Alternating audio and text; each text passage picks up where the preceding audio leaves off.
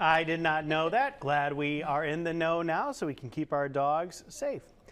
All right, moving on, it's 9:17. A mid-year financial checkup can help identify any areas that need attention and ensure that you stay on track for your financial goals. Navigator Credit Union Assistant Manager of Member Engagement, Ed Adams, joins us with a list of the key areas to focus on. You've got a long title there. Yeah. That's a mouthful. All right, lots to keep in mind. This is the great time to review your finances, see where you're at. Talk to me a little bit about this mid-year assessment plan. Yeah, so mid-year, it's a great time to check on your finances, see where you're at and how you're accomplishing your goals for the year.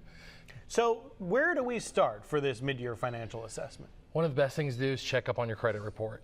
There's always things that could pop up on your credit report that may be good, bad, or otherwise, and it's always a great time to take a review of that, see what's on there, and then dispute what you might have on there that may not be correct. Yeah, you might find an error on there that could hurt your financial status, so you definitely want to see if that's all in order. Relative to credit reports are your credit card. A lot of people right now accumulating a lot of debt. You know, it's a different time right now. Talk to us a little bit about that.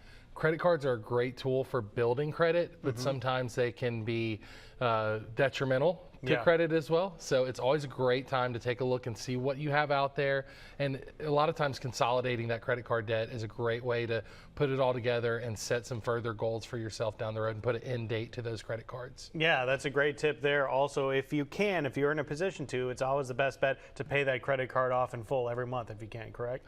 It depends, but it's based on everybody's individual credit. Absolutely. All right, sounds good. Now let's talk about next. If you're working on some savings, maybe setting some goals. Yeah, so right now is a great time to go ahead and assess your goals that you have.